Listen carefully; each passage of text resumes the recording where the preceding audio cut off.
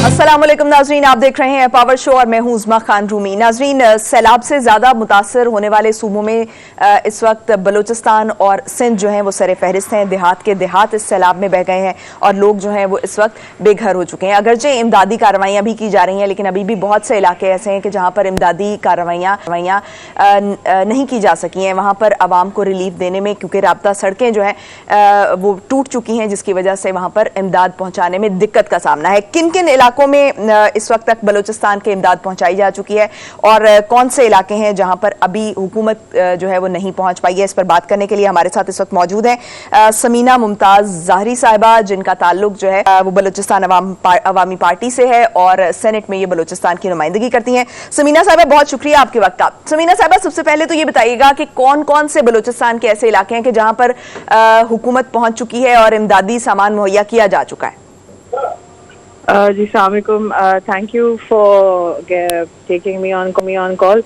जी हम लोगों ने अभी तक as far as I am concern तो I have covered myself Lasbela का डिस्ट्रिक्ट एंड काफ़ी एरियाज हैं जो हमारी गवर्नमेंट बलूचिस्तान ने कवरेज की है, obviously with the help of Pakistan army and their other intelligence police है हमारा।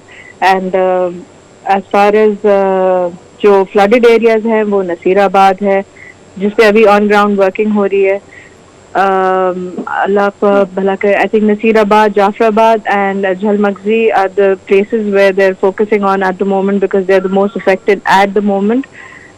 रास्ता जो है वो सिब्बी की तरफ बंद है, वहाँ के लोगों को भी रिलीफ के लिए अभी ऑन ग्राउंड वर्किंग हो रही है। बाकी एरियाज का ये है कि जो क्योंकि पानी थोड़ा रिसीड हुआ है दूसरे एरिया से, तो वहाँ पे जो तबाही नजर आ रही है, उनके घर और उनके जो सारी चीजें हैं वो वाइप आउट हो गई हैं। आज स्किन के बहुत प्रॉब्लम्स हो रहे हैं, तो अभी तो उन्होंने बेसिक रिलीफ दिया है, उसके बाद सेकंड राउंड होगा और उसके साथ साथ there setting up camps wherever it is necessary and needed.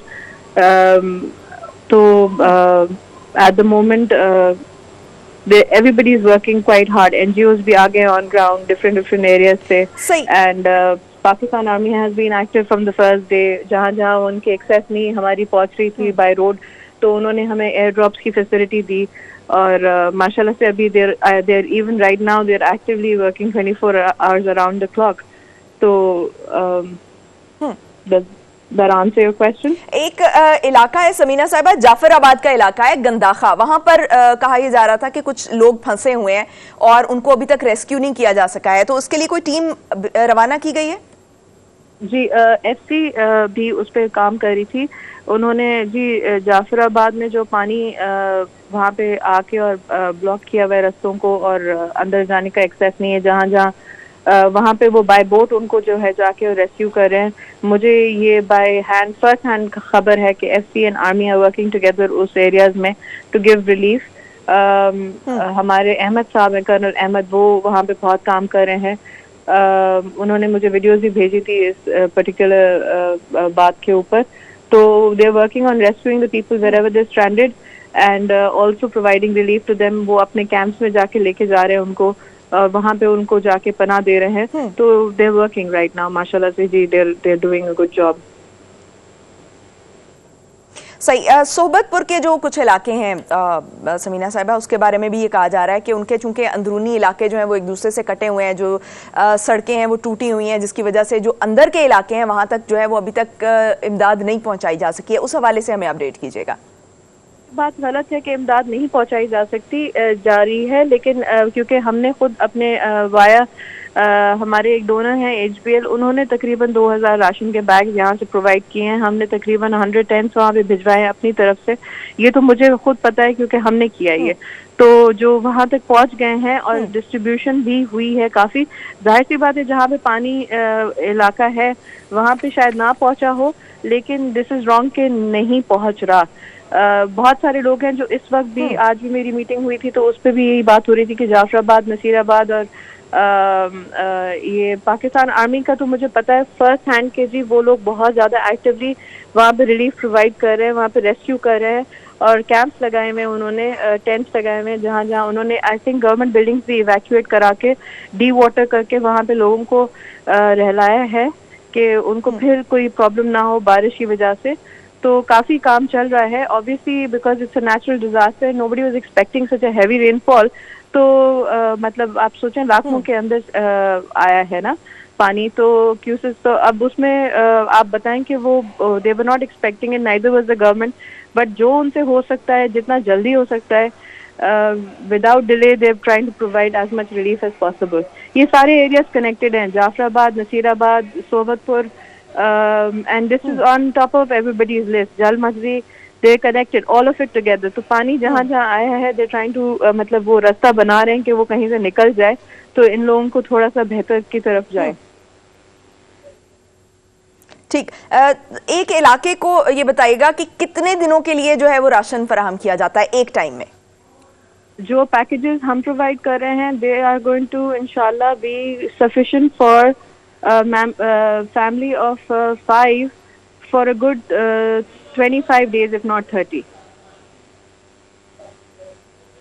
Okay, right. और जो राबिता सड़कें हैं उनको भी उन पर भी कुछ काम शुरू हुआ है, उनको बहाल किया जा रहा है? जो पुल हैं या जो सड़कें हैं उनको कनेक्ट करने की कोशिश भी की जा रही है, या अभी बिल्कुल इनिशिएटिव लेवल पे जो है वो काम किया जा रहा है?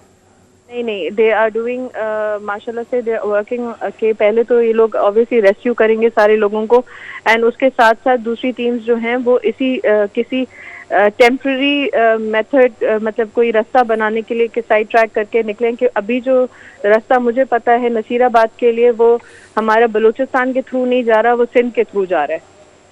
एंड हमारी गाड़ियां गई भी हैं, सिर्फ N5 के ऊपर वो रश बहुत होता है, and because of that relief provide करने में 3 से 4 दिन लगते हैं, हालांकि normally it would just take a day. तो अभी बिकॉज ऑफ द रास्ते के अंदर ट्रैफिक बहुत ज्यादा है, बहुत सारे लोग जा रहे हैं और रिलीफ पहुंचा रहे हैं, तो उसकी वजह से ब्लॉकेजेस बहुत हैं।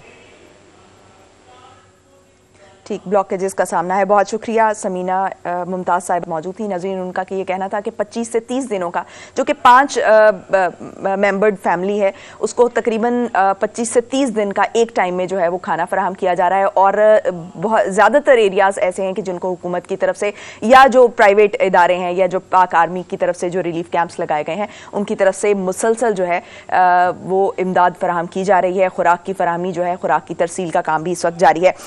नाज़रीन, पाकिस्तान में महंगाई हम देख रहे हैं कि इस वक्त उरूज पर है, और इसका एतराफ़ खुद वफाकी वज़ीर ख़ज़ाना मिफ्ता इस्माइल साहब भी कर चुके हैं। उन्होंने ये भी कहा है कि पाकिस्तान अपने वसाइल में रहकर गुजारा करे, 1 साल में कुछ नहीं हो सकता, लेकिन हम शुरुआत कर सकते हैं। इस पर हम बात करेंगे। ब्रेक लेने का कहा जा रहा है, ब्रेक से वापस आएंगे और फिर इस टॉपिक पर बात करेंगे। Stay tuned.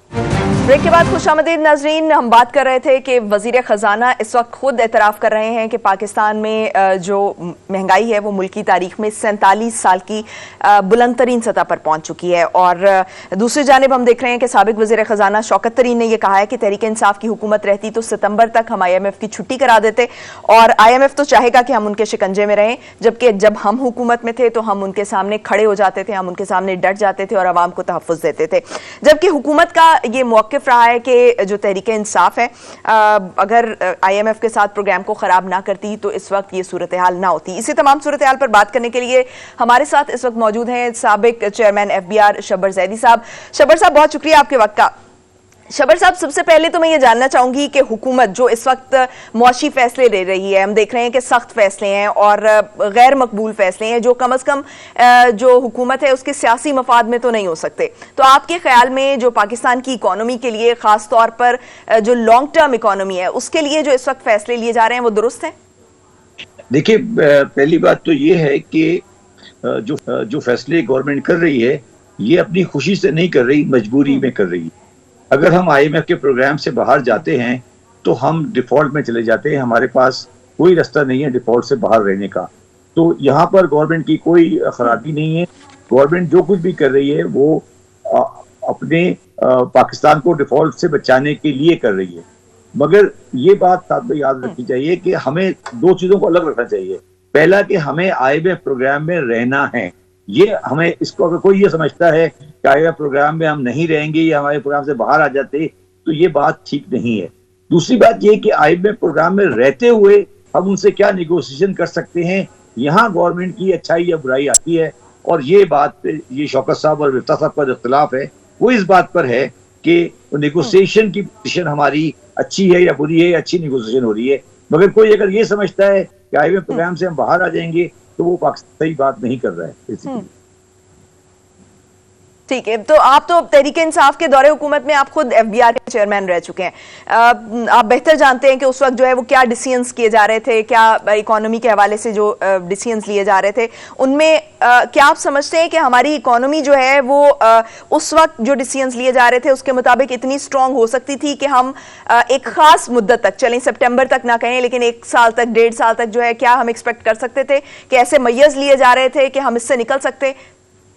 नहीं, मैं बड़ा कंजर्वेटिवली कह सकता हूँ कि उसके बाद हमारे पास कोविड आ गया था और उसके बाद पाकिस्तान की गवर्नमेंट्स अच्छी चल रही थी, मतलब कोई इसमें बहुत ज्यादा खराबी नहीं थी।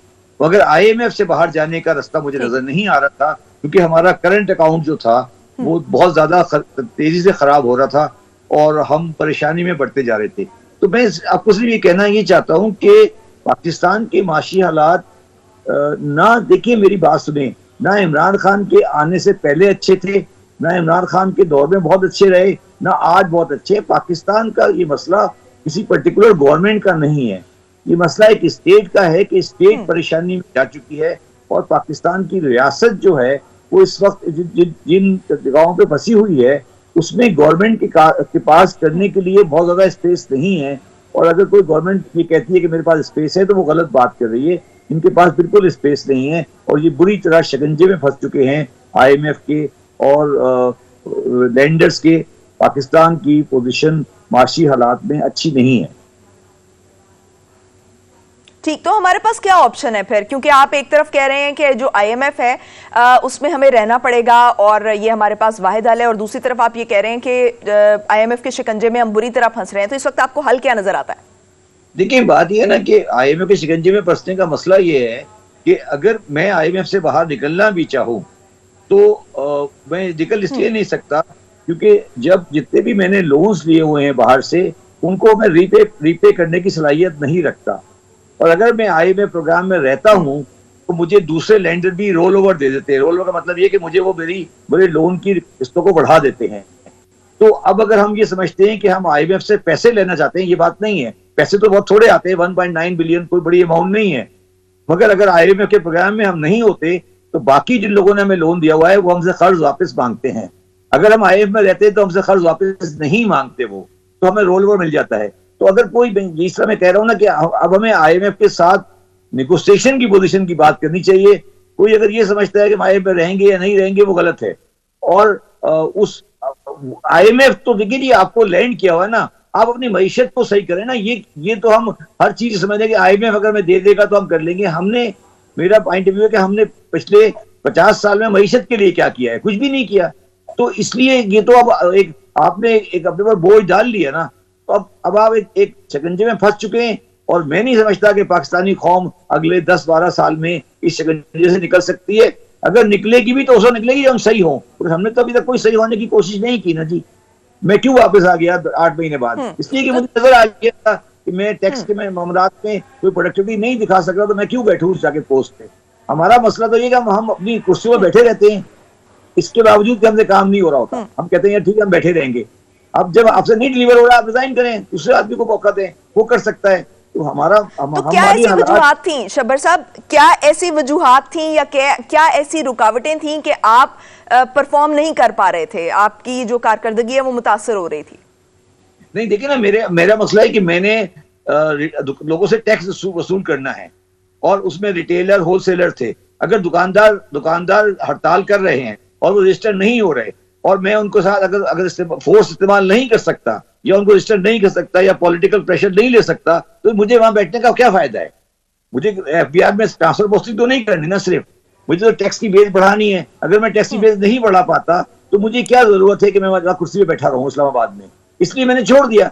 सिंपल है कि मैं ये नाकामी कह लें, इसको जो मर्जी कह लें, मगर इसके लिए पॉलिटिकल गवर्नमेंट चाहिएगी। आपको बाजारों में जाके लोगों को रजिस्टर कराना पड़ेगा, लोगों ने नहीं करना। पॉलिटिकल गवर्नमेंट के पास इतनी सलाहियत नहीं है, वो नहीं करते। अब ये तो रियासत का मसला है कि रियासत रेट कैसे कायम करेगी। ये मसला है पाकिस्तान का। वो तो आप रेट कायम नहीं हो समझते पा हैं कि रही है। हुकूमत को ऐसा क्या करना चाहिए था कि आप इफेक्टिव साबित हो सकते? नहीं, हुकूमत को चाहिए था कि अगर हड़ताल हो रही है होने दें। देखिए ना, अगर प्रॉब्लम ये आती है ना, बात होती है कि हड़ताल होगी, आप लोग मीडिया वाले बोलेंगे बाजार बंद हो गए, ये हो गया, चीजें नहीं मिल रही। अगर रिटेलर टैक्स नहीं देता और हम उनको पकड़ने जाते हैं और वो हड़ताल करते हैं तो होने दे हड़ताल। बांग्लादेश में जब ये लॉ आया था 15 दिन तक पूरे बाजार बंद रहे थे। तो हमें या तो फैसला कर लें कि हमें दुकानदारों को खोल सकता है या पाकिस्तान को चलाना है। अब ये नहीं हो सकता कि पाकिस्तान भी चलता रहे और हर बंदा खुश भी रहे। देखें, जब ये नहीं हो सकता ना कि पाकिस्तान में हर बंदा खुश भी रहे, उसको टैक्स भी नहीं दे, कोई परेशानी भी नहीं हो अभी आदमी के पास, और पाकिस्तान भी चलता रहे। तो अब आप या तो पाकिस्तान बंद नहीं चलेगा या दूसरे लोग खुश नहीं होंगे। तो ये तो एक बड़ा सिंपल बैलेंस है ना। इस बात को अगर समझा जाए तो यही मसला हर जगह पर आ रहा है पाकिस्तान में। वो पॉलिटिकल, हमारी जो गवर्नमेंट है, चाहे वो पॉलिटिकल हो चाहे वो माशाल्लाह की गवर्नमेंट हो, उनके पास सलाहियत ही नहीं है कि वो किसी बंदे के साथ रिट कायम कर सके।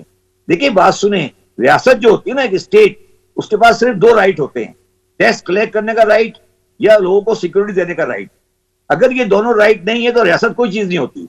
पाकिस्तान में अनफॉर्चुनेटली रियासत दोनों चीजों में नाकाम हो चुकी है। ना वो लोगों को सिक्योरिटी दे पा रही है, ना वो लोगों को टैक्स वसूल कर पा रही है। तो ये मसला सियासी नहीं है, ये रियासत का मसला आ गया है। और जब तक रियासत अपना जोर नहीं लगाएगी, अमेरिका में लोग क्यों टैक्स देते हैं, इंग्लैंड में लोग क्यों टैक्स देते हैं, दुबई में क्यों टैक्स देते हैं, ये दुबई में क्यों लोग रियासत के अंदर पावर है ना। अब रियासत अगर बेकार हो गई है तो हम क्या कर सकते हैं, और सियासतदानों ने बेकार की है ना जी। ये नहीं चाहते कि रियासत कामयाब हो, और इसकी वजह से आज पाकिस्तान में जो कुछ आप देख रहे हैं। ठीक है, तो शबर साहब, रूस से जो बार बार लेने कर की रहे हैं बात तहरीक इंसाफ वाले, और अभी शौकत तरीन साहब ने भी फिर से कही है। और मगरबी ममालिक को भी हम देखते हैं कि वो रूस से जो है वो बड़े पैमाने पर तेल की खरीदारी करते हैं। और आलमी मंडियों में जब तेल की कीमतों में इजाफा हुआ तो उन्हें कहीं ना कहीं यूक्रेन की वजह से जो उन्होंने पाबंदियां लगाई थी उनको उसमें नरमी करनी पड़ी, और उन्होंने फिर से रूस से जो तेल की खरीदारी है उसको, मतलब उनकी प्रायोरिटी ये है कि उनको किस चीज में फायदा है। वो ये नहीं देखते कि आलमी सतह पर इसमें क्या हो रहा है, तो जिसमें उनको फायदा नजर आता है वो उसकी तरफ मूव कर जाते हैं। क्या ऐसी वजह है कि हम जो है वो रूस से खरीदारी नहीं कर सकते? देखिए, इंडिया रूस से खरीदारी कर रहा है, उस पर कोई सैंक्शन नहीं है। हम रूस से खरीदारी करते हैं, हम पे सैंक्शन है। तो आप ये बताएं कि क्या जो सैंक्शन है वो जो डेटो है वो हमारे दुश्मन है या हमारी कोई खराबी है? बात ये है कि हमारे पास बार्गेनिंग पावर नहीं है ना। हेलो, आवाज आ रही है आपको? जी जी आ रही है। मैं कह रहा हूं हमारे पास बार्गेनिंग पावर नहीं है ना जी। इंडिया के साथ अमेरिकन नहीं पंगा ले सकते ना जी। तो उन्होंने उनको अलाउ कर रहे हैं कि आप बाय करें यूक्रेन से। हमारे पास तो खाने को रोटी नहीं है। हम तो अगर वाशिंगटन से एक फूल नहीं आएगा या वाशिंगटन से हमें एक कागज नहीं मिलेगा तो हमारा तो मुल्क बैठ जाएगा ना। तो ये बात समझे ना, ये बात इसलिए नहीं है कि हम मुसलमान हैं, ये बात इसलिए है कि हम बड़े नालायक हैं, हमारे पास कुछ नहीं है ना।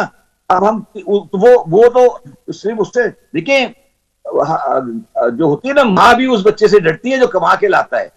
हम तो एक नालायक से मुल्क है, तो हमारी नालायक से मुल्क को क्यों एक्सेप्ट करेंगे कि हमारे ऊपर कोई कंसेशन दें? तो ये तो रियलिटी का हमारा ये है।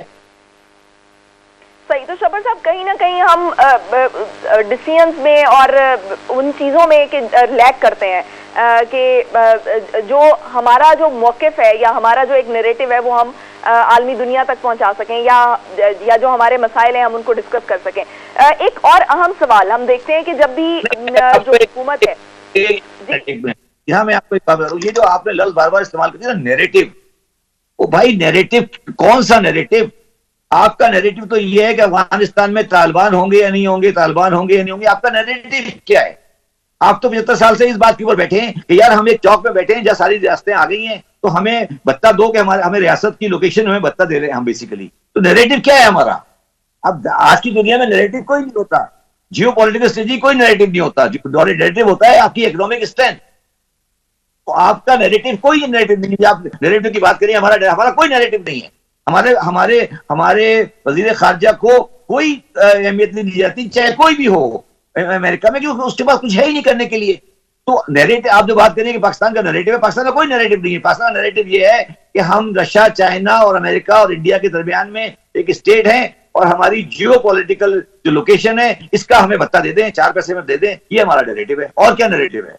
ये अफगानिस्तान में तालिबान को हम कंट्रोल कर लेते हैं, इसके में पैसे देते हैं, ये हमारा नैरेटिव है। इस नैरेटिव पे मुल्क नहीं चलते बेसिकली। आप इस बात को समझे ना। और शबर साहब, पाकिस्तान की हैसियत क्या है आलमी बरादरी में? एक प्रॉब्लम बढ़ गई है ना। एक कमजोर मुल्क, एक माशी तौर पे कमजोर मुल्क, जो कि बहुत माशी तौर पे कमजोर है, उसके बाद एटम बम भी है। तो ये तो, और अगर आप सोचें कि दुनिया के लिए तो एक मॉन्स्टर बन चुका है ना एक मुल्क जिसके पास एटम बम है, और वो माशी तौर पे इतना कमजोर है कि वो एक लेटर ऑफ इंटेंट में चल रहा है। हमें ये सोचना चाहिए कि अब जो हमारी दूसरी साइड है वो हमें किस तरह देखती है। देखिए ना, हम अगर ये अगर हम माशी तौर पे मजबूत होते। शबर साहब, एक बहुत इंपॉर्टेंट सवाल जो मैं पूछना चाहती हूँ कि हम देखते हैं कि जब भी हमारी हुकूमत जो है वो हमें रिलीफ देने की बात करती है, तो या तो उसका टारगेट जो है वो गरीब अवाम होते हैं, या फिर जो है होती है अब गरीब को इस तरह से करते हैं कि उसको सब्सिडी दे देते हैं, राशन कार्ड दे देते हैं, फिर या फिर जो एहसास प्रोग्राम टाइप जो प्रोग्राम्स हैं वो लॉन्च कर देते हैं, जिससे मिडिल क्लास का कोई लेना देना नहीं होता। मिडिल क्लास हम देखते हैं कि जो इस मुल्क का इस वक्त एक बड़ा हिस्सा है, बड़ा कैडर है, और हमने देखा है कि जहां पर जो मिडिल क्लास है वो तादाद में बड़ी होती है, वो मुल्क तरक्की करते हैं। तो क्या वजह है कि हमारे यहाँ मिडिल क्लास जो है वो बड़ी होने के बावजूद हम तरक्की में बहुत पीछे हैं? एक तो आपने इस तरफ निशानदेही कर दी, लेकिन कहीं ना कहीं जो मिडिल क्लास है उसके लिए अपॉर्चुनिटीज पैदा करना, उसके लिए पॉलिसीज बनाना, एक्सेस टू कैपिटल करना, कहीं ना कहीं हुकूमत की जिम्मेदारी, सियासतदानों की जिम्मेदारी भी तो है। देखिए, बड़ी अच्छी बात की आपने, इस पे मैं पूरा प्रोग्राम कर सकता हूं। देखिए, मिडिल क्लास वहां होती है जहां कबायली निजाम नहीं होता, जहां फ्यूडलिज्म नहीं होता। जहां पे फ्यूडलिज्म माइंडसेट में होता है वहां कभी मिडिल क्लास नहीं होती। एहसास प्रोग्राम खैरात है, हम खैरात देने के लिए फिर रहे हैं। ईदी खैरात है, छिपा खैरात है। खैरात ये होती है कि फ्यूडल अपने हारी को पैसे देता है, रोटी दे देता है। तो पाकिस्तान के हुक्मरानों का, पाकिस्तान की स्टेट का माइंडसेट ये है कि भाई मैं बादशाह हूं और मैं अपने अवाम को एहसास प्रोग्राम के तहत खाना खिला दूं। वहां जाके खाना खा लेते हैं, प्राइम मिनिस्टर साहब जाके खाना खा लेते हैं। तो लेकिन मिडिल क्लास को इसकी जरूरत नहीं होती शबर साहब। मिडिल क्लास जो है वो अस्पतालों में भी, सरकारी अस्पतालों में नहीं जाती, क्योंकि उसको ये होता है कि हम अपनी औलाद को या जो हम कमाते हैं वो हम अपने अच्छे अस्पतालों में लगाएं। अच्छी सेहत उनको चाहिए, उनको अच्छे स्कूल्स चाहिए, क्योंकि वो अपने बच्चों को जो है वो अच्छे स्कूल्स में दाखिल कराते हैं, वो सरकारी स्कूलों की तरफ नहीं जाते। तो फिर ये सब किस लिए? आप मिडिल क्लास को जो है वो एक्सेस टू कैपिटल दे दें, ताकि जो है वो मुल्क कहीं ना कहीं जो है वो तरक्की करता हुआ नजर भी आएगा। फिर आप मेरी बात नहीं समझ रही ना। मैं तो कह रहा हूं ना, ये जो सारी बातें आप कर रही हैं किताबों में बड़ी अच्छी लगती हैं, मगर जो फ्यूडल माइंडसेट है वो ये है कि एक कुछ फ्यूडल हैं और उनके कुछ महकूम हैं। तो पाकिस्तान का माइंडसेट फ्यूडल है ना। आप मेरी बात समझे, मिडिल क्लास वहां आएगी जब माइंडसेट फ्यूडल नहीं होगा। ये असेंबली के अंदर जो बैठे हुए हैं, जो हमारा आप बताइए, एक बात बताइए, जर्नैल में और फौजी सिपाही में कितना फर्क होता है जिंदगी के मेयार में। तो ये जो हमारा पूरा माशरे के अंदर एक फ्यूडलिज्म को आपने जन्म दे दिया है, ये फ्यूडलिज्म आपके मिडिल क्लास को तबाह करती है। फ्यूडलिज्म में मिडिल क्लास नहीं होती। फ्यूडल में एक फ्यूडल होता है जिसके पास जमीन होती है, और एक हारी होता है जो जमीन पे काम कर रहा होता है। वो हारी को जाके पैसे, एहसास प्रोग्राम में पैसे दे देता है। तो आप समझे ना, आप जो बात कर रही है बड़ी अच्छी बात है, किताबें बड़ी अच्छी लगती हैं। मिडिल क्लास वहां आती है जहां फ्यूडलिज्म को तोड़ दिया जाता है। पाकिस्तान में लैंड रिफॉर्म हुई है, पाकिस्तान में बत्तागिरी है, रैंड सीकिंग है, तो फ्यूडल बनते जा रहे हैं, नए नए फ्यूडल बनते जा रहे हैं। अब आप मुझे बताइए, ठीक है, ये बड़ी इंपॉर्टेंट बात की शबर साहब कि हमारा माइंडसेट जो है वो इस वक्त फ्यूडल है, और जब तक पार्लियामेंट में एक माइंडसेट की नुमाइंदगी नहीं होगी तब तक जो है वो हम अपने गोल्स भी अचीव नहीं कर सकते, और तब तक ये मुल्क जो है वो तरक्की नहीं कर सकता। शबर साहब, बहुत शुक्रिया आपके वक्त का। नाज़रीन, ब्रेक लेने का कहा जा रहा है, ब्रेक से वापस आएंगे और फिर अगले टॉपिक पर बात करेंगे। Stay tuned. ब्रेक के बाद एक मरतबा फिर से खुशामदीद नाज़रीन। चेयरमैन पाकिस्तान तहरीक इंसाफ इमरान खान इस वक्त खासे एग्रेसिव मूड में नजर आ रहे हैं। एक मरतबा कॉर्नर्ड टाइगर बन जाऊंगा, और कुछ दिन पहले भी उन्होंने कहा था कि अब वो ज्यादा खतरनाक होंगे। दूसरी तरफ FIA जो है वो इमरान खान के खिलाफ शवाहिद इकट्ठे करने में मसरूफ है ताकि इमरान खान पर पाबंदी लगाई जा सके, और जो ही शवाहिद इकट्ठे होंगे तो ये रेफरेंस जो है वो सुप्रीम कोर्ट में भेज दिया जाएगा। इस सूरत हाल पर बात करेंगे। हमारे साथ इस वक्त मौजूद हैं सीनियर तज्जियाकार राना एजाज अहमद साहब। राना साहब, बहुत शुक्रिया आपके वक्त का। राना एजाज साहब, सबसे पहले तो ये कि क्या इमरान खान साहब पर पाबंदी लगाई जानी चाहिए? बिल्कुल भी नहीं जी। कोई भी ये नहीं कह सकता कि इमरान खान साहब पर पाबंदी लगनी चाहिए। पॉपुलर लीडर हैं और इतने जब पॉपुलर लीडर हों तो उन पर पाबंदी इस तरह से नहीं लगाई जा सकती।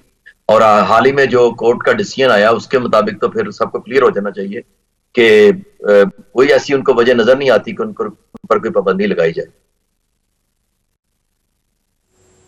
तो राना साहब, ऐसे में कि जब नून लीग एक वक्त में खुद ये कहती रही कि इस किस्म की पाबंदी नहीं लगनी चाहिए, इस किस्म की पाबंदी के खिलाफ रही हो, और नवाज शरीफ साहब के नाअहल करने पर भी वो ये कहते हो कि दुरुस्त फैसला नहीं किया गया, तो अब अगर इस किस्म की पाबंदी जो है या नाअहल करने की तरफ जाते हैं अगर इमरान खान को, तो ये तो वो अपने मौकिफ की जो है वो नफी नहीं कर रहे?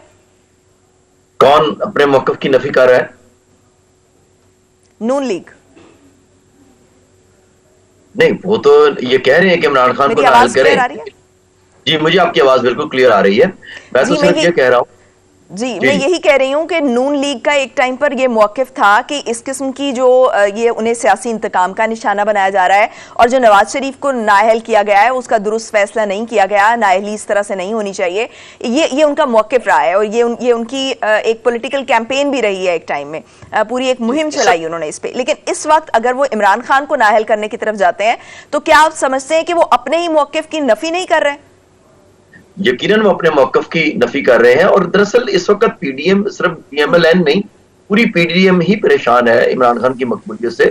सिर्फ पीडीएम ही इमरान खान की मकबूलियत से परेशान नहीं है, बल्कि मैं ये कहूंगा पाकिस्तान के तमाम वो इदारे जो पाकिस्तान की पावर पॉलिटिक्स में हिस्सेदार होते हैं वो भी परेशान है। तो उनका ये कहना कोई ऐसा नजर नहीं आता कि आप इसको कोई बहुत समझे कि बड़ी अजीब बात है। मैं समझता हूँ कि जाहिर है उनको इस वक्त कोई ऐसा रास्ता नहीं मिल रहा कि जिससे वो अपने नैरेटिव को जो है वो बिल्ड कर सके अगेंस्ट इमरान खान। तो इसलिए वो ऐसी बात कहेंगे तो उनको नाअहल करार दिया जाए, वो मुल्क के दुश्मन है, बल्कि उन पर दहशतगर्दी का पर्चा भी बनाया गया। लेकिन फिलहाल तो जो उनकी मकबूलियत अवाम में नजर आ रही है, मुझे नहीं लगता कि कोई भी उनको इस वक्त बंद करने की सोच सकता है या उन पर किसी किस्म का ऐसा मुकदमा चलाया जा सकता है जो कि बादी नजर जो है वो सही ना हो। या तो उनको बिल्कुल कोई ऐसे मुकदमे पकड़ा जाए जैसा कि उन्हें इतने ये तो माजी का ये तो माजी की एक रिवायत है कि अगर आप टर्म पूरी होने से पहले किसी भी वजीर आजम को जो है वो फारिग करेंगे तो जो है कहीं ना कहीं उसको सियासी शहीद बनने का मौका मिल जाएगा और वो अवाम में पॉपुलर होगा, और अवाम जो है वो एक हमदर्दी का वोट हमारी जो अवाम है वो हमेशा से देती आई है। तो फिर ऐसे टाइम में फिर अगर इसी किस्म का खतरा मौजूद था कि ये पॉपुलिस्ट लीडर बन जाएंगे और माजी की रिवायत भी थी, तो फिर ऐसे टाइम में ये डिसीजन क्यों किया गया? 5 साल इनको पूरा करने देते और 5 साल बाद जो है वो उनकी कारकर्दगी की बुनियाद पर जो है वो देख लेते कि अवाम क्या फैसला करती है। पहली बात तो ये है कि ये बाजी की तरह नहीं हुआ। ये तो ज़हन में रखिए कि आज तक जितने भी आउटस्टेड प्राइम मिनिस्टर हैं उनके खिलाफ, उनकी सपोर्ट में अवाम इस तरह से कभी भी बाहर नहीं निकली। तो ये तो आप बिल्कुल इसको एनालॉजी जो है वो मिसप्लेस्ड लग रही है मुझे इस हवाले से। तो जहां तक ये है कि जी वो खान साहब जो है इस वक्त पॉपुलर हो गए हैं और उनको नहीं हटाना चाहिए था, ये बात बिल्कुल दुरुस्त है कि अगर इमरान खान को अपनी हुकूमत की टर्म निकाले जाने के बाद पॉपुलर हुए ना। जी हाँ, मेरी भी बात सुनिए। बिल्कुल नहीं, वो पॉपुलर हमेशा से थे, लेकिन निकाले जाने के बाद उन्होंने जो नैरेटिव जो है बिल्ड किया उसमें अवाम की मकबूलियत उनको ज्यादा मिली है as compare to the previous prime ministers जो कि निकाले गए, लेकिन उन्होंने कभी ये सोचा भी नहीं कि वो अवाम के पास जाए। खान साहब हमेशा से एक जिद्दी बच्चे की तरह अवाम के पास जाते हैं क्योंकि वो समझते हैं कि अवाम ही मेरी स्ट्रेंथ है। तो जो शख्स ये समझता है कि अवाम मेरी स्ट्रेंथ है और मैंने उन्हीं के पास जाना है, तो तभी वो इसलिए पॉपुलर है। लेकिन फिर वो अवाम की तरफ जाए ना, वो फिर इदारों को तनकीद का निशाना क्यों बनाते हैं, इदारों को धमकियां क्यों लगाते हैं, या इदारों को इस तरह से करके थ्रेटन क्यों करते हैं? फिर अवाम के पास जाएं, अगले इलेक्शंस का वेट करें। इसलिए कि इदारे उनको थ्रेटन करते हैं। हाँ, वो तो खुद कह रहे हैं कि जनरल इलेक्शंस वाहिद हल है इस वक्त के क्राइसिस का, वो तो खुद यही बात कर रहे हैं। मसला इस वक्त ये है इमरान खान के साथ कि उनके खिलाफ कोई अपोजिशन नहीं है, और यही उनकी सबसे बड़ी खुशकिस्मती है और यही उनकी सबसे बड़ी बदकिस्मती है। क्योंकि बदकिस्मती इस हवाले से है कि जब कोई आपके अक्लमंद अपोजिशन आपके सामने ना हो, आपको अपनी खामियां पता नहीं चलती। खान साहब के अंदर बहुत सारी खामियां हैं जो ना तो वो इदारे उनको बता रहे हैं, ना ही उनके मुखालिफिन उनको बता सकते हैं, क्योंकि उनकी अपनी कोई इंटेग्रिटी नहीं है, कोई क्रेडिबिलिटी नहीं है। अवाम उनके साथ खड़े हैं। हर नया जलसा जो है वो उनको मजीद पॉपुलैरिटी दे रहा है। हालांकि पाकिस्तान में सलाब की कैफियत है, उसके बावजूद अवाम ने इमरान खान के जो नैरेटिव को है वो किसी तरह से भी ये नहीं कहा कि जी वो सलाब ज़दगान के लिए मदद को आए और ये अपने सियासत को बंद करें। वो साथ साथ उनके लिए इमदाद भी इकट्ठी कर रहे हैं सलाब ज़दगान के लिए, और साथ साथ अपने जलसे भी कर रहे हैं। ये एक बहुत ही अनप्रेसिडेंटेड मुझे चीज नजर आ रही है। एक बात तो इस बात से वादे हो गई है, पाकिस्तान के अंदर अब बहुत बड़ी तब्दीली आ चुकी है, जिसमें ये पता चलता है कि तमाम इदारे हों या तमाम अशखास शख्सियात, वो सब कानून के आगे बराबर हैं और इदारों को अपनी अपनी लिमिट्स में as per given constitution power. तो क्या आप देख रहे हैं कि इस वक्त जो है वो कानून की नजर में सब बराबर हैं? मैं ये समझता हूँ कि इस वक्त जो पाकिस्तान की अवाम में बेदारी आई है, उसके तहत ये एक चेंज आ रही है पाकिस्तान के अंदर, कि जिसमें ये इंसिस्ट किया जा रहा है उन इदारों को कि अपनी अपनी लिमिट्स के अंदर रहें। एंड यू विल सी, मैं जो आप कह रही है ना कि क्या पाकिस्तान के अंदर कानून सबके लिए बराबर है, अभी ऐसा नहीं है। ये ग्रेजुअल प्रोसेस है, अब ग्रेजुअल प्रोसेस शुरू हो चुका है, मैं ये कहना चाह रहा हूँ। और इस ग्रेजुअल प्रोसेस में अभी हम 70 साल की, हम सिर्फ 70 साल में इतनी बड़ी तब्दीली आ गई है जो कि मैं कहता हूँ अनप्रेसिडेंटेड, और इसको अनबिलीवेबल मैं कहूंगा कि अवाम इस तरह से सोचना शुरू हो गई है। बहुत शुक्रिया। राना एजाज साहब मौजूद थे और उनका ये कहना था कि अवाम में ऐसा शऊर आ चुका है, लेकिन मैं कहीं ना कहीं उनसे इस बात पर इख्तलाफ करूंगी, क्योंकि मैं ये समझती हूँ कि लोगों में जो शऊर आना चाहिए वो ये आना चाहिए कि जो सियासतदान परफॉर्म करेगा उसको, उसके लिए जो है वोट करें। मुझे दीजिए इजाजत। पाकिस्तान की हमेशा पाइंदगी की दुआ के साथ, अल्लाह हाफिज़ नासर।